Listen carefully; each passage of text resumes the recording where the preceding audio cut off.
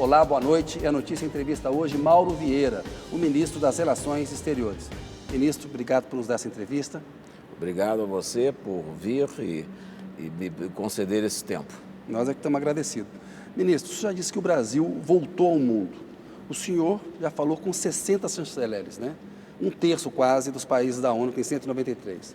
O presidente vai encontrar o Xi Jinping, presidente da China, 16º chefe de Estado. O Brasil visitou a Argentina, Uruguai, Estados Unidos, faz uma visita nessa semana para a China. Como que o senhor define a atual política externa e no que ela é diferente da do governo passado? Bem, a grande diferença é que nós estamos retomando o papel do Brasil no Concerto Mundial, no Concerto das Nações, e estamos reconstruindo as pontes que foram ou destruídas ou abandonadas. Essa foi a instrução que o presidente Lula me deu. E o primeiro passo, o primeiro momento foi justamente um contato com os países latino-americanos e, sobretudo, os nossos vizinhos imediatos na América do Sul. E como você bem resumiu, o presidente, em menos de 3 meses, esteve com os sócios todos do Mercosul, porque ele esteve na Argentina, esteve no Uruguai e se encontrou na semana passada com o presidente do Paraguai. Ele visitou os Estados Unidos, parceiro tradicional do Brasil, grande investidor no Brasil, e estará, então, na próxima semana visitando a China, onde ele se entrevistará com altas autoridades, com o presidente Xi Jinping, com o primeiro-ministro e com o presidente da Assembleia Nacional da China. Participará de um importante seminário empresarial e leva uma grande delegação de empresários, cerca de 300, leva também uma grande delegação de ministros, de membros do Congresso, vários deputados, vários senadores, inclusive o presidente do Senado, e uma grande delegação de ministros, que expressa, isso reflete a importância também das nossas relações com a China. A China é, desde 2009, 2010, mais ou menos, o maior parceiro comercial do Brasil. Portanto, eu acho que em 3 meses o presidente terá visto os 3 grandes centros da nossa política exterior, os nossos grandes parceiros no mundo. E não termina aí, porque ele terá também encontros na União Europeia. Nós temos uma cúpula com a União Europeia, temos a reunião da CELAC com a União Europeia e ele tem também na sua agenda projetos importantes de visitas e encontros bilaterais na África. Vai ser a BRICS na África do Sul, não é isso? BRICS na África do Sul. Nós temos também uma reunião, uma cúpula bilateral com Angola, ocasião em que ele também visitará outros países na África. Enfim, nós temos, vai haver também a cúpula da CPLP, da Comunidade dos Países de Língua Portuguesa, que terá lugar em São Tomé e Príncipe, onde também ele estará presente. Enfim, ele está retomando no nível presidencial, a diplomacia presidencial, os contatos que foram interrompidos e me deu instruções que fizesse o mesmo. Que diferença faz ter um presidente que gosta mesmo de política externa como o Lula gosta? É importantíssimo, porque a política externa tem reflexos grandes na política nacional, na política interna. A política externa cria possibilidades, cria oportunidades de negócios e cria oportunidades de divulgação do país e de inserção internacional. Sem a política externa, nós estaríamos novamente isolados. E o presidente Lula, nos seus 2 primeiros mandatos, deu importância fundamental à política externa, visitou muitos países, estabeleceu essas pontes, fazendo com que o Brasil ocupe o lugar que corresponde a um país da dimensão do Brasil, dimensão territorial, da população e da sua economia. Ministro, voltando a falar da viagem à China, a viagem aos Estados Unidos teve um ingrediente político muito forte. Foi restabelecer de novo uma relação de alto nível com os Estados Unidos, que são o nosso segundo maior parceiro comercial, mas também são o maior investidor direto no país. E eu acompanhei, inclusive, a visita lá em Washington ao presidente Biden. Com a China, tem um ingrediente comercial muito forte, né? É a nossa maior parceira comercial. Nessa balança comercial, eles exportam para a gente produtos de alto valor agregado e a gente exporta muitas commodities. O presidente tem falado da necessidade de reequilibrar isso aí. Do ponto de vista comercial, o que a gente pode esperar? Entendimentos na área de defesa, de satélites para vigilância ambiental, eventualmente alguma coisa na área de software, de chips? Sem dúvida nenhuma. A China, como você bem disse, é o maior parceiro comercial hoje em dia. Só para se dar uma ideia mais concreta, as exportações do Brasil no ano passado para a China foram maiores do que as exportações do Brasil para os Estados Unidos e União Europeia somados. União Europeia e Estados Unidos somados chega perto de 86 bilhões, 87 bilhões de dólares e para a China foram 90. Então, sem dúvida nenhuma, é muito importante esse aspecto comercial. Os Estados Unidos é ainda e continuará a ser por muitos anos o principal investidor no Brasil. São 200 anos, aliás, de história Exato. que nós temos. Ano que vem vamos comemorar os 200 anos de reconhecimento da independência do Brasil e estabelecimento de relações com embaixadores residentes, com representantes residentes. Com a China, essa viagem se reveste de um aspecto comercial muito grande e por isso o presidente se faz acompanhar desta delegação tão importante de empresários e também da área política, da área do Congresso e dos seus ministros, para justamente explorar novas avenidas de intercâmbio. Nós exportamos commodities, basicamente, e importamos bens terminados. Agora, as possibilidades são muito grandes de expansão disso. Há muitas possibilidades. A Embraer tem, sobretudo na área comercial, da aviação comercial, tem grandes interesses, que, aliás, já no passado existiram, já houve associação nessa área. E há acordos em várias outras áreas. Você mencionou também a área espacial e será a renovação do acordo que foi feito em 1986 e eu me orgulho muito de ter participado como diplomata na assessoria do governo Sarney, assessoria do ministro Renato Archer, que foi o primeiro ministro da Ciência e Tecnologia e que fez uma missão importante em 86 e que resultou o programa de desenvolvimento e lançamento dos satélites brasileiros. E agora é uma nova fase, porque são satélites com imagens. Antes eram com fotografias.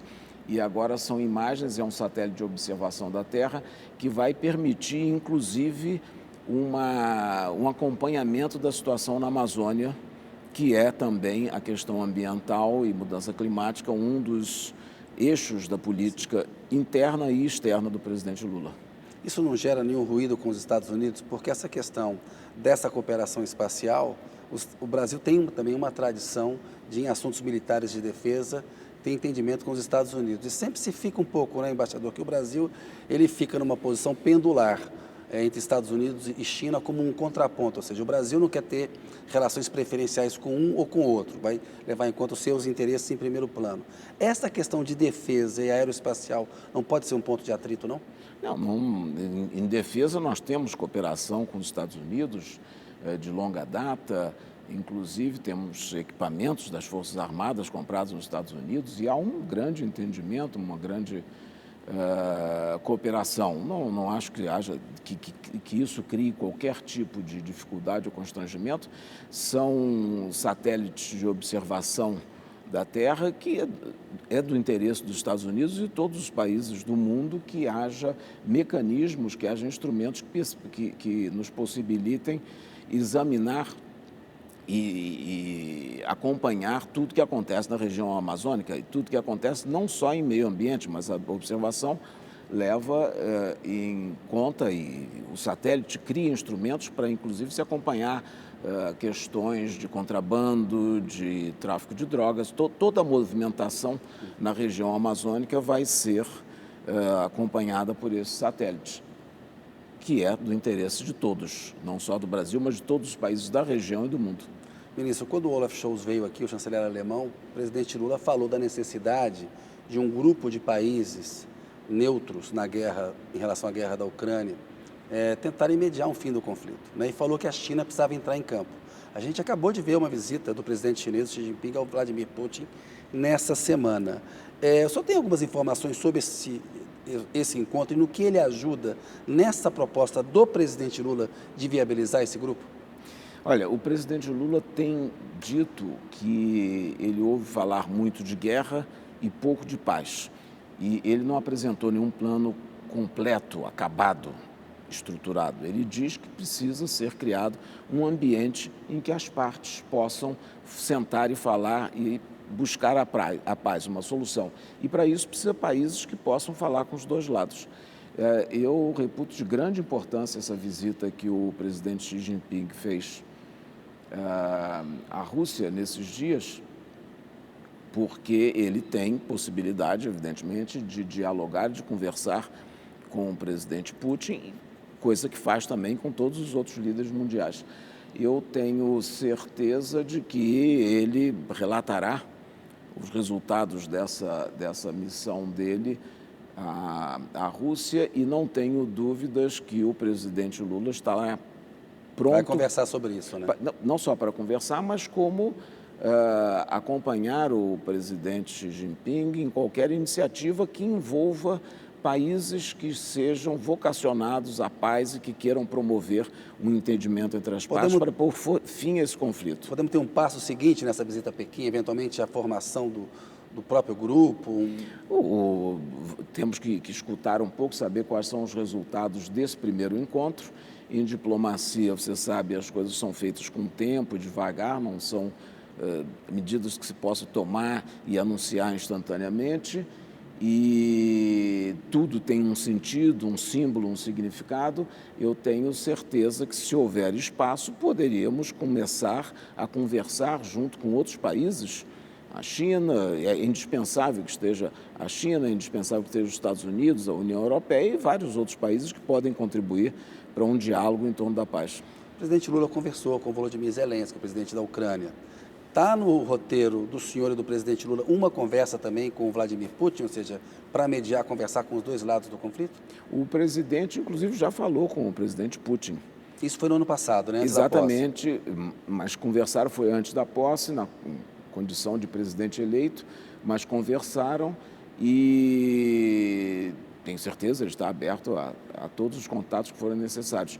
E eu falei por telefone com o ministro Lavrov, ainda em janeiro, ele me telefonou, depois eu o encontrei, tive uma reunião de pelo menos 45 minutos com ele em Nova Delhi, na reunião ministerial do G20, e eles estão examinando a possibilidade de uma visita do chanceler Lavrov à América Latina. Ele viria a alguns países da América Latina em abril, possivelmente, ocasião que eu vou recebê-lo aqui e continuarei a conversar sobre esses temas. Ministro, os Estados Unidos e a Europa, eles dão um suporte militar à Ucrânia que permite à Ucrânia resistir à Rússia, que é uma potência nuclear. Muitos veem que essa ajuda indireta, na verdade, é uma participação direta na guerra, que o conflito já se estendeu entre a Rússia e o Ocidente. E a gente vê especulações, às vezes, na imprensa, isso pode resultar numa terceira guerra mundial? O senhor vê risco disso, ministro? Olha, guerras são sempre indesejáveis, trazem sempre consequências negativas, nocivas, como destruição, morte. Eu acho que temos que trabalhar para evitar a guerra e evitar que haja uma escalada. O Brasil pode se apresentar com títulos suficientes para promover conversas. Nós temos um histórico de convivência pacífica com os nossos vizinhos, negociamos todas as diferenças que tínhamos com os nossos países vizinhos por acordos diplomáticos liderados pelo Barão do Rio Branco. Quer dizer, o Brasil tem um cabedal de conquistas e tem uma imagem que pode ser apresentada como um país promotor da paz, como, aliás, está na nossa Constituição. Então, eu acho que nós temos condição de integrar qualquer grupo que seja constituído para promover a paz. Ministro, a OTAN, que é a Organização do Tratado Atlântico Norte, a Aliança Militar Ocidental, ela foi criada num contexto ali da Guerra Fria para fazer frente à União Soviética. E a gente viu no governo passado aqui no Brasil, muita gente falando que a OTAN tem facilitado a entrada, a expansão. Inclusive está na raiz do conflito com a Ucrânia, né? A quantidade de países, a expansão da OTAN para a fronteira leste está na raiz também da guerra. Apesar de o Brasil claramente ter ajustado a sua posição, o senhor até falou que claramente o Brasil condena, o presidente Lula também, a invasão do território ucraniano. Isso está muito claro. Mas que as razões da guerra, né, as razões geopolíticas, elas são mais complicadas. Faz sentido, por exemplo, um ingresso do Brasil numa organização como a OTAN? Não, eu acho que não. Primeiro, eu já fui perguntado sobre isso na Alemanha e na Conferência de Segurança de Munique. Primeiro, o Brasil não faz parte do Atlântico Norte. Então, seria Estamos no Atlântico Sul. Pois é, estamos no Atlântico Sul. Depois, nós promovemos a Zona de Paz e Cooperação do Atlântico Sul, que vai haver agora em abril uma reunião ministerial. Nós queremos, isso sim, cuidar do Atlântico Sul, fazer dele uma zona de paz e cooperação e que resulte em liberdade de navegação nos mares e cooperação entre os países. E depois eu acho que é muito complexo o Brasil fazer parte de uma organização militar que tem países nuclearmente armados, quando nós temos na nossa Constituição uma proibição clara e explícita do desenvolvimento do uso de armas nucleares. Está muito claro na Constituição que o Brasil só pode desenvolver para fins pacíficos o uso da energia nuclear. Ministro, os vencedores da Segunda Guerra, eles resistem a uma reforma do Conselho de Segurança da ONU. Esse é um debate antigo, o presidente Lula falava no primeiro e no segundo mandato dele da necessidade de se reformar a ONU. A gente viu uma série de conflitos nas últimas décadas que desmoralizaram o Conselho de Segurança, né? Os Estados Unidos invadiram o Iraque contrariando o Conselho de Segurança, não levando em conta. A Rússia faz isso também, a China lida com questões territoriais também nesse sentido. O que haveria de diferente nesse momento, no século XXI, para justificar e conseguir que essa reforma desse Conselho de Segurança e da ONU fosse adiante? É a urgência da mudança climática, que o presidente e o senhor falam que é preciso uma ação global? Como viabilizar na prática a mudança da ONU e desse Conselho de Segurança, que está datado mesmo, é um conselho do pós-guerra, depois da Segunda Guerra Mundial? Como você mesmo disse, é uma composição antiquada, que não reflete mais o mundo de hoje. Quando a ONU foi criada, havia 53 países, ou 54, não sei, que são os signatários da Carta de São Francisco. Hoje são membros da ONU, membros plenos, sem contar os estados observadores, como é o caso da Palestina, por exemplo. São 193 membros plenos, então quase 4 vezes o número de membros originais. Não há representação de pelo menos 2 continentes. O africano, que é o maior, mais extenso, mais populoso, e a América Latina. Nós não estamos, quer dizer, nós, a América Latina, e nem a África, só podemos nos fazer representar pelos mandatos como membros eleitos, membros não permanentes de 2 anos. O Brasil, aliás, está agora no 2º ano do seu último mandato. Esse é o 11º mandato como membro não permanente. O Brasil, junto com o Japão, são os 2 países que têm mais mandatos no Conselho de Segurança como membros não permanentes. Agora, há uma clara necessidade de atualização, e atualização do Conselho na composição, mas também nos métodos de trabalho. É uma questão que é muito discutida, a questão do veto. Eu acho que isso que leva à imobilidade do Conselho, sobretudo num momento como esse. Eu, em várias ocasiões, em Nova York, quando atuei nas Nações Unidas, repetia sempre nas reuniões em que se discutia a reforma do Conselho, que talvez a solução só viesse quando houvesse uma crise tão grande que exigisse uma renovação grande, que exigisse uma mudança grande no cenário internacional, como foi em 1945, no pós-guerra, em que foi criada a ONU, uma transição de Liga das Nações para a Organização das Nações Unidas, que talvez só uma situação dessas levasse à reforma. A reforma é difícil, obviamente, porque é um grupo de países que mantém o direito de veto, o que leva a esse imobilismo no momento, e a falta de representatividade de países enormes, como a Índia, ou como o Brasil, ou como países africanos. Então, eu creio que é absolutamente indispensável uma reforma, não só dos organismos políticos, como é a ONU, mas dos organismos multilaterais também, de fundo econômico e comercial, como é a OMC, a Organização Mundial do Comércio, que está numa paralisia absoluta. Sim. Também é indispensável. O Brasil é um país que preza e que defende o multilateralismo. A nossa arma não são armas de fogo, são armas diplomáticas. E o multilateralismo é uma delas, a principal. Quer dizer, nós temos que estar presente em todos os fóruns e conversar e expor nossas posições, discutir e buscar consensos. E esses consensos são necessários na área comercial, como é a OMC, que é fundamental, e também na área política. Portanto, eu creio que nós temos que continuar nessa batalha com relação à reforma da governança global, como tem dito o presidente Lula.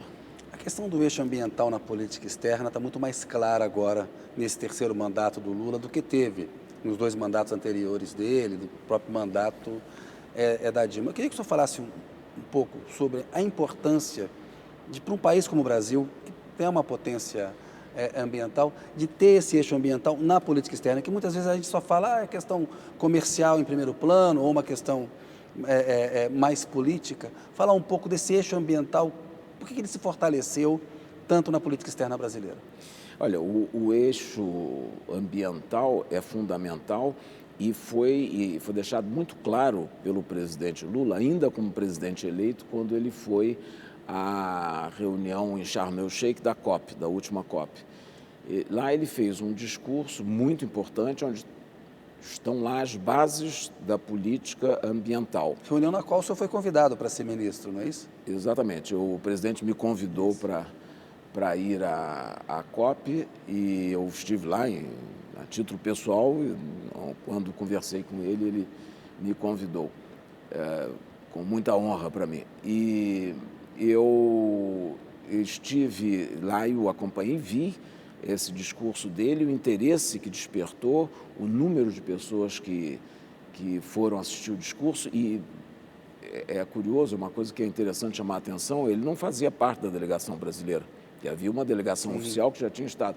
Ele foi ao Egito, convidado pelo presidente do Egito e convidado para se pronunciar na COP pelo consórcio dos governadores da Amazônia brasileira, que eles sim têm um papel e tinham uma função específica. Então, foi nessa condição que o presidente Lula, como presidente eleito, se pronunciou sobre um tema fundamental no foro específico e que deve ser o foro para a discussão dos temas ambientais e de mudança climática, e deixou ali as bases lançadas e muito claras.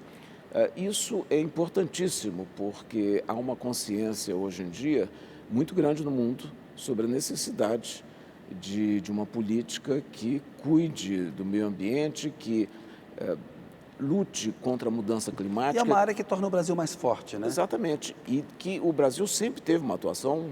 Desde a época 92, sim. Desde a época tem 92, tem um caminho, é verdade. Tem mais 20, quer dizer, o Brasil tem um papel tradicional. E o Brasil tem um outro elemento importantíssimo. Tem a Amazônia, tem 60% da Amazônia. O presidente Lula diz repetidamente que nós já somos soberanos na Amazônia, mas estamos abertos à cooperação. E é importante para o mundo, que o mundo veja a importância que ele dá e que seu governo dá para as questões climáticas. A apresentação que ele fez do seu projeto de política ambiental é uma base, é um dos pilares da política externa. E é indispensável e indissociável da política externa, sobretudo nos dias que correm, em que há, voltando, como eu disse antes, uma consciência muito grande. Sim. E isso tem impacto em inúmeras áreas, como, por exemplo, na negociação do acordo Mercosul-União Europeia. O acordo estava paralisado porque o outro lado do Atlântico, a União Europeia, estava esperando O Brasil mudar a política ambiental que aplicava no governo e Bolsonaro. esperando as eleições Sim. e ver como seriam os resultados e qual seria o destino da política ambiental. Não é que a política ambiental tenha sido feita única e exclusivamente para agradar um ou outro grupo. Não é isso, é para defender o nosso patrimônio. Agora, Inclusive, o patrimônio, agronegócio sabe da importância de evidentemente. respeitar o fator ambiental. Isso tem peso no acordo. Exatamente. Né? E não precisa devastar a Amazônia para produzir mais. Nós temos terras de sobra para produzir muito mais até do que produzimos hoje em dia, que já somos o segundo maior exportador de produtos do agro. Não precisamos destruir 1 metro quadrado de nada. É só usar com eficiência, como usamos até hoje, e somos um exemplo nesse aspecto, usar com eficiência o espaço que temos e que nos sobra. Ministro, vou pedir licença para o senhor fazer um pequeno intervalo. A notícia volta daqui a pouco com Mauro Vieira. Olá, a notícia está de volta com o ministro das Relações Exteriores, Mauro Vieira. O ministro falava há pouco do acordo entre a União Europeia e o Mercosul, das questões ambientais que tiveram envolvidas, que paralisaram as negociações durante o tempo. O presidente Lula disse que assinar esse acordo, tem pressa para assiná-lo, né? Falou isso claramente na viagem lá no Uruguai. O que está faltando, ministro, para esse acordo finalmente ser assinado e no seu cronograma? Quando que isso deve acontecer? O presidente disse que gostaria de assinar até meados deste ano, aqui, quando ele recebeu a visita do primeiro-ministro da Alemanha, Olaf Scholz. E o acordo foi negociado no governo anterior e o que foi anunciado no governo anterior dizia respeito à conclusão das negociações em nível técnico. E o acordo, isso aconteceu em 2019. E depois nada mais aconteceu de 2019 até agora. Agora, o governo do presidente Lula, evidentemente, está examinando todos os ministérios envolvidos, não é só o Ministério das Relações Exteriores, estamos todos examinando e para ter como que eu diria, para ter uma posição de governo e conversar com os nossos sócios do Mercosul e continuar depois. Mas será necessário algum ajuste no acordo ou isso está vencido? A parte, vamos dizer, comercial está feita, não está assinada. Depois, agora, as conversas com a União Europeia dizem respeito a umas condicionalidades posteriores que vieram no que se chama, na linguagem de acordos comerciais, uma side letter, uma carta lateral, à parte em que esclarece alguns pontos do que está no acordo. Então, é nisso que vamos trabalhar agora para que depois seja assinado pelas partes, os 4 membros do Mercosul e os 27 membros da União Europeia, para submissão aos parlamentos nacionais. Então, ainda temos um longo caminho depois da assinatura, que, se puder ocorrer até meados do ano, como declarou o presidente, ótimo. Talvez leve um pouquinho mais, mas nós gostaríamos de qualquer forma, esse ano, até o final do ano, concluir todas as negociações. Uma questão que eu queria falar com o senhor é a questão dos vistos para os Estados Unidos, Canadá, Austrália e Japão, que o Brasil voltou a exigir, né? Tem um princípio da reciprocidade. Houve ali, nos bastidores, queixas do Ministério do Turismo, da Embratur. O Lula bancou a posição do Itamaraty. Eu pergunto para o senhor, tem uma diferença significativa para o turismo? Pedir ou não pedir o visto? Essa questão ela é um pouco mais complicada. E por que é importante a reciprocidade nesse caso? Bem, essa medida foi tomada revertendo uma decisão anterior, porque nós sempre tivemos o requisito do visto para esses 4 países. E foi suspenso essa exigência do visto no governo passado, contrária às disposições da legislação e dos regulamentos de visto. É muito claro que a isenção do visto pode ser dada, sim, mas em base de reciprocidade, e não foi o caso. No início do governo do presidente Lula, todos os levantamentos, de todas as iniciativas, de tudo que deveria ser feito no início do governo, dos itens foi justamente considerar a questão dos vistos com Estados Unidos, Canadá, Japão e Austrália. E eu pessoalmente me reuni com o ministro do Exterior do Japão, por exemplo, aqui. Ele veio, a primeira visita bilateral que eu tive foi no dia 9 de janeiro. Ele veio em visita ao Brasil e eu comentei com ele que havia essa isenção feita no governo passado, mas que nós precisaríamos reconsiderar, e propus que eles nos concedessem também, que eles examinassem a possibilidade de nos isentar. Estaríamos perfeitos, resolvidos, estaríamos... A base do entendimento seria a reciprocidade. Eles examinaram e nos disseram que não estão em condições, pelas legislações deles, e não poderiam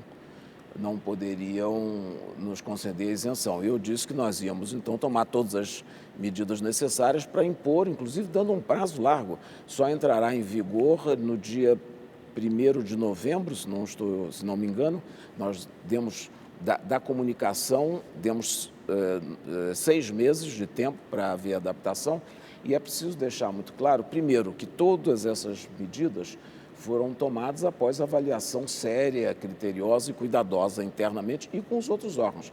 Eu conversei com a ministra do Turismo, conversei com o presidente da Embratur, e com todos conversamos sobre esse tema. Não houve, durante esse período de 4 anos da isenção, não houve nenhum aumento substancial de turistas. Sei que sou uma elegante, mas na prática, do ponto de vista técnico, né, talvez o Nelson Rodrigues pudesse explicar melhor essa concessão, falando do complexo de vira-latas, porque só isso para explicar o que o Bolsonaro fez nessa área em relação à questão dos vistos. Não trouxe nenhum ganho em termos de aumento de turismo.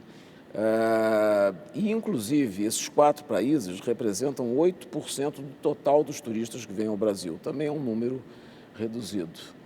Em alguns países, eu acho que, se não me engano, da Austrália, depois da isenção dos vistos, houve uma queda, se não me engano. É evidente que os Estados Unidos é um país emissor de turistas, e turistas com um nível de renda elevado, mas não houve queda. Sim. E o que é muito importante dizer é que o visto vai ser feito online. O visto eletrônico, é fácil eletrônico. Tirar. Muito fácil. O candidato tem só que escanear e mandar os documentos, que são examinados, e recebe o visto imediatamente, em 24, no máximo 48 horas após. Então, é muito mais simples do que outros países que têm um sistema de entrevistas pessoais e que demoram 6 meses para ser entrevistado. O nosso visto, de forma alguma, é um complicador. E não será uma barreira para que turistas venham. Esses turistas vindos desses países são países distantes, em que há um custo muito grande, por exemplo, de passagem aérea. Não é um visto que vai ser um empecilho. E tudo, eu queria insistir, que foi feito em contato com os órgãos específicos que cuidam, com o Embratur, Ministério do Turismo, e eu creio que não poderíamos ter feito, evidentemente, de outra forma. Eu acho que o importante é criar condições para que aumente o número de turistas. O Brasil realmente recebe muito poucos turistas estrangeiros. Vou perguntar para o senhor disso. Tem um plano de promoção de turismo Itamaraty, com esses eventos que a gente vai ter de G20? Exatamente. Nas nossas conversas, nós sugerimos, a última vez que eu estive com a ministra do Turismo, que veio me ver aqui, eu disse que tínhamos que criar uma estratégia para aproveitar justamente o G20, o BRICS e todas essas, a COP30. A COP é um evento a candidatura para a sede em Belém, não é isso? Que será em Belém e tal. O Brasil, o presidente Lula já apresentou a candidatura, já estamos trabalhando, e esses eventos são enormes, são mega eventos, são eventos como, não sei, como Olimpíadas, como Copa do Mundo, é uma coisa desse gênero. Atrai interesse global para o país, né? Sempre, e turismo e tudo. E nós temos que fazer com que esses eventos possam ser um elemento de atração de turistas. Nós tivemos, na década passada, grandes eventos no Brasil, mas que não representaram em nada o aumento dos turistas. Eu acho que também tem que se examinar as condições da infraestrutura turística do país, preparação de funcionários, de pessoas na operação do turismo, isso tudo que... Isso é que conta e que promove também. Ministro, eu queria falar com o senhor um pouquinho agora sobre Estados Unidos. Estamos chegando aqui na reta final do programa, tem bastante pergunta, não sei se eu vou conseguir fazer todas. Entre o Lula e o Biden, ficou muito claro uma conversa sobre o risco que as democracias, tanto dos Estados Unidos quanto do Brasil, correram nos últimos anos, com o Trump lá e o Bolsonaro aqui. Na sua experiência como diplomata, né, a gente viu que essas crises, elas alimentam, né, divisão interna, a extrema-direita usa fake news. Na sua experiência, é possível isolar a extrema-direita? Como combater, como enfrentar esse fascismo? É possível fazê-lo ou ele veio para ficar e a gente vai ter que conviver de alguma maneira numa frente internacional contra esse tipo de extremismo? Como é que o senhor enxerga isso? Olha, eu acho que as diferentes posições políticas e ideologias, nós temos que conviver com todas. Somos uma democracia e temos que conviver. Eu acho que essa convivência tem que ser democrática, dentro de padrões democráticos de respeito à decisão do povo através das eleições. O que não é admissível é o que aconteceu no dia 8 de janeiro aqui, que aconteceu há 2 anos atrás nos Estados Unidos, na invasão também do Congresso americano. Isso tem que ser punido severamente, como é o caso, como está sendo, porque isso é uma rebelião contra a decisão do povo expressa em eleições livres e transparentes.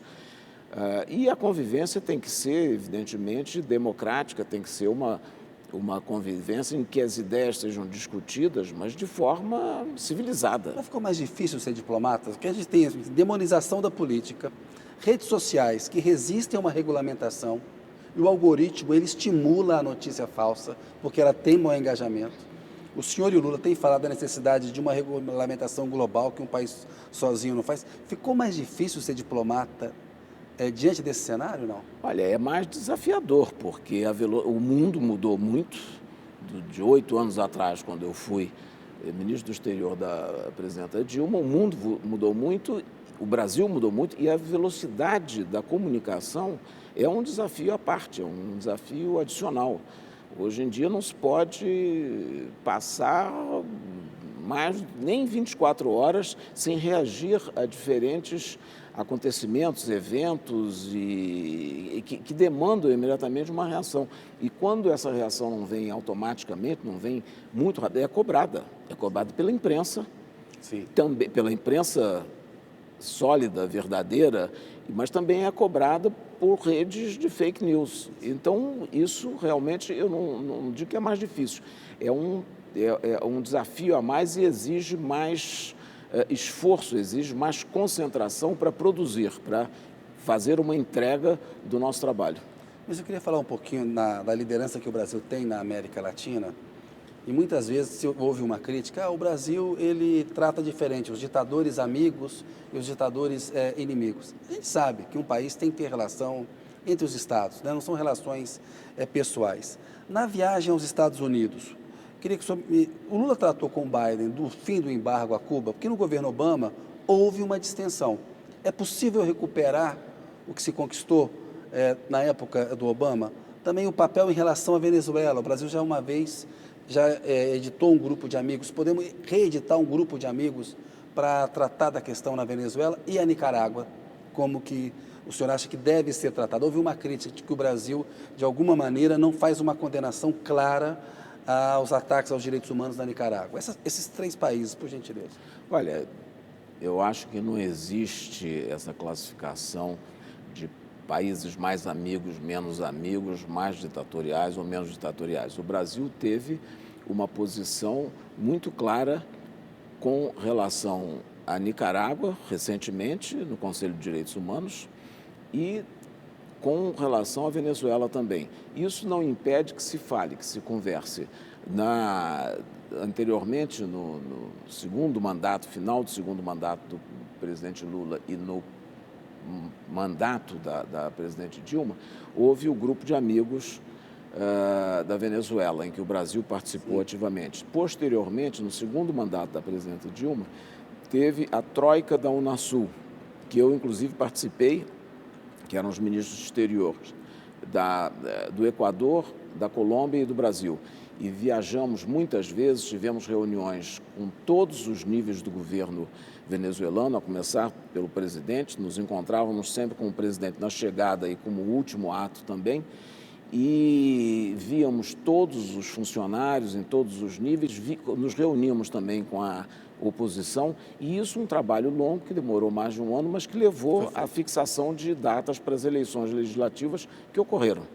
Então, eu acho que isso foi... Esse é o trabalho. Foi uma entrega de um resultado que tinha sido proposto pela Unasul, complementação ou em continuação ao grupo de amigos. Da mesma forma, com a Nicarágua, nós nos dissociamos de um grupo de países que estava no Conselho de Direitos Humanos apresentando uma resolução de censura. Nós nos dissociamos, mas não para nos afastar ou para não tomar uma decisão. Nós tomamos e fizemos uma declaração em que censurávamos também.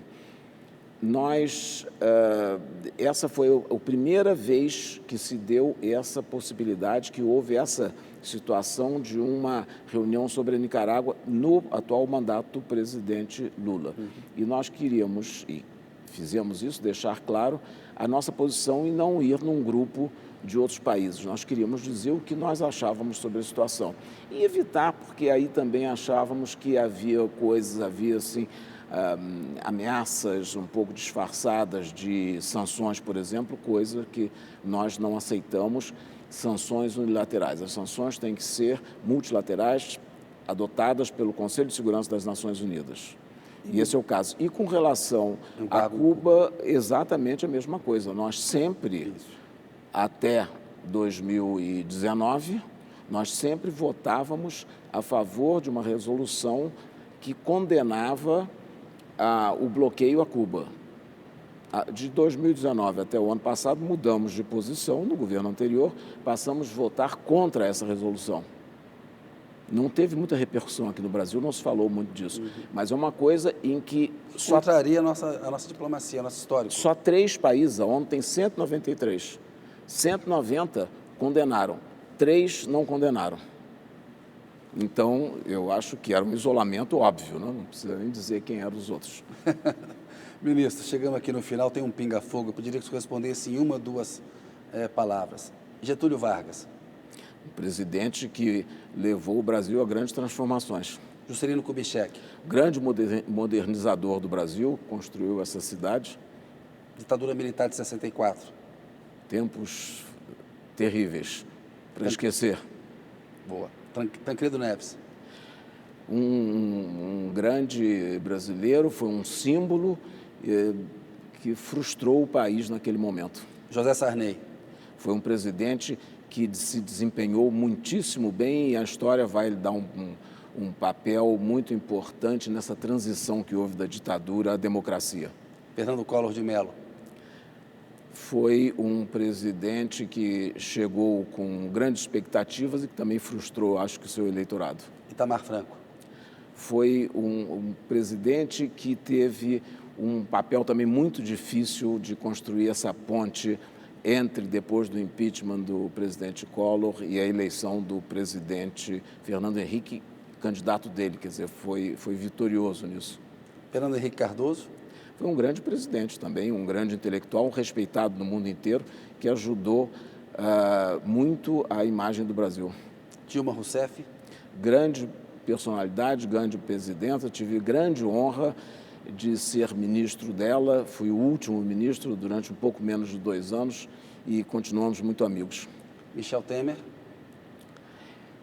Foi um presidente num momento difícil, sem dúvida, do Brasil, do momento de uma mudança e de uma mudança traumática. Jair Bolsonaro.